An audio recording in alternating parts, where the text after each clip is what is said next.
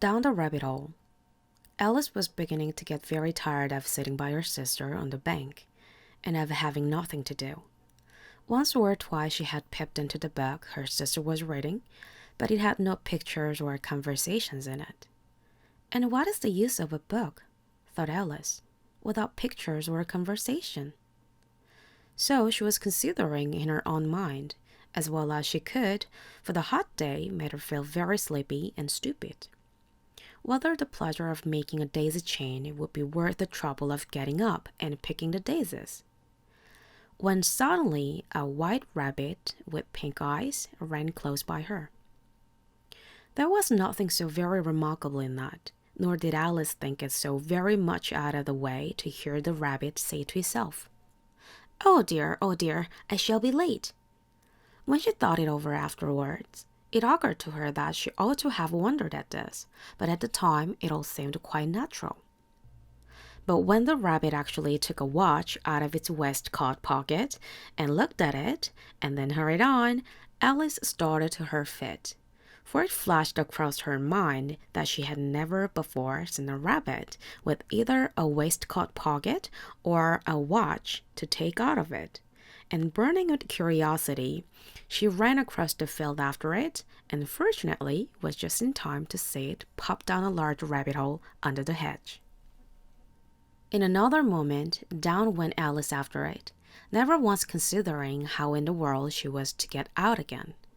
The rabbit hole went straight on like a tunnel for some way, and then dipped suddenly down. So suddenly that Alice had not a moment to think about stopping herself before she found herself falling down a very deep well. Either the well was very deep or she fell very slowly, for she had plenty of time as she went down to look about her and to wonder what was going to happen next.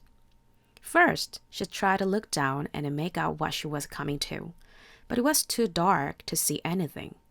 Then she looked at the sides of the well and noticed that they were filled with cupboards and bookshelves.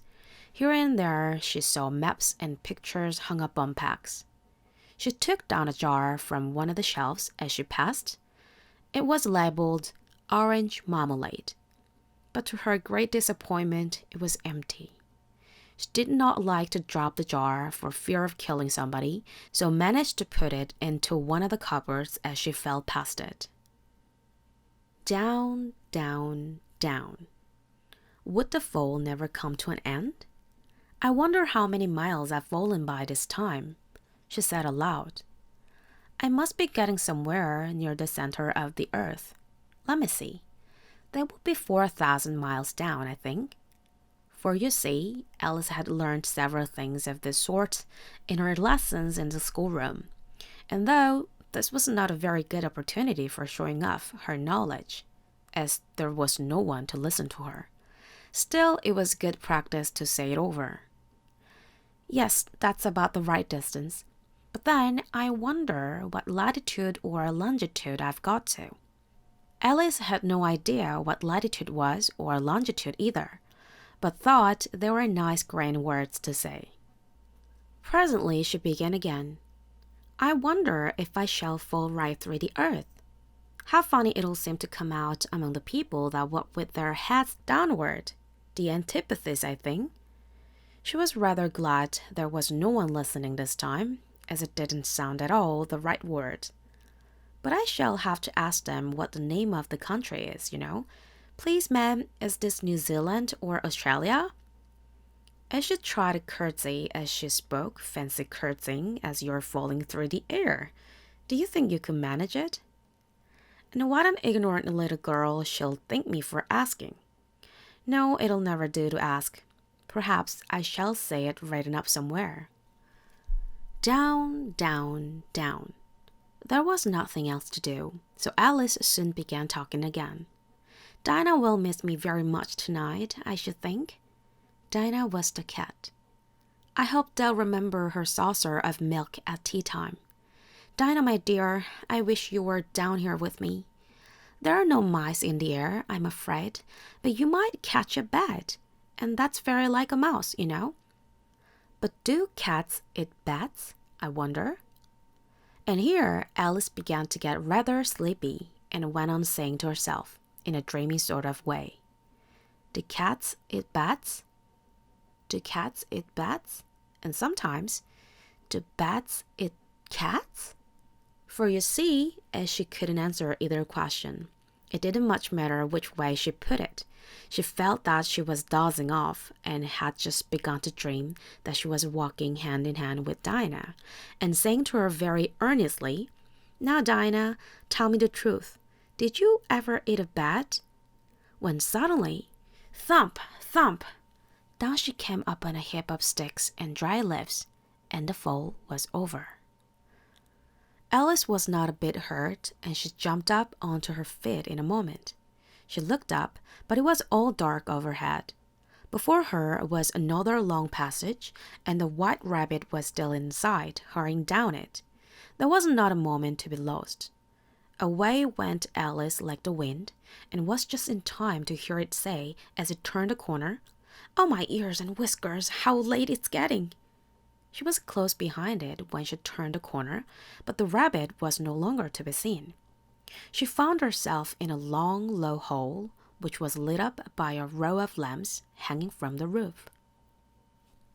There were doors all around the hole, but they were all locked.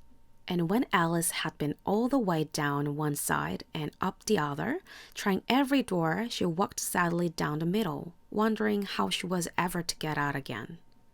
Suddenly, she came upon a little three-legged table, all made of solid glass. There was nothing on it except a tiny golden key, and Alice's first thought was that it might belong to one of the doors of the hole. But Alice, either the locks were too large or the key was too small.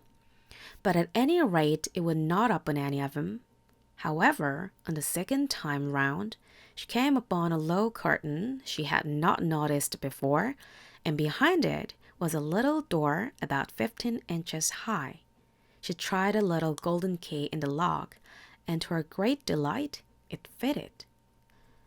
Alice opened the door and found that it led into a small passage, not much larger than a rat hole.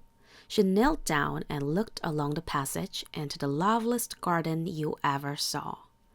How she longed to get out of the dark hole and wander about among those beds of bright flowers and those cool fountains, but she could not even get her head through the doorway. And even if my head would go through, thought poor Alice, it would be of very little use without my shoulders. Oh, how I wish I could shut up like a telescope. I think I could if I only know how to begin. For you see, so many out-of-the-way things had happened lately that Alice had begun to think that very few things indeed were really impossible. There seemed to be no use in waiting by the little door, so she went back to the table, half hoping she might find another key on it, or, at any rate, a book of rules for shutting people up like telescopes. This time she found a little bottle on it, which certainly was not here before, said Alice. And round the neck of the bottle was a paper label, with the words, "Drink me," beautifully printed on it in large letters. It was all very well to say, "Drink me," but the wise little Alice was not going to do that in a hurry. "No, I'll look first," she said, "and see whether it's marked poison or not." For she had read several nice little histories about children who had got burnt and eaten up by wild beasts and other unpleasant things, all because they would not remember the simple rules their friends had taught them, such as that a red-hot poker will burn you if you hold it too long, and that if you cut your finger very deeply with a knife, it usually bleeds. And she had never forgotten that if you drink much from a bottle marked poison, it is almost certain to disagree with you sooner or later. However, this bottle was not marked poison, so Alice ventured to taste it and finding it very nice. It had, in fact, a sort of mixed flavor of cherry tart, custard, pineapple, roast turkey, toffee, and hot buttered toast. She very soon finished it off. Thank you for listening and have a good night.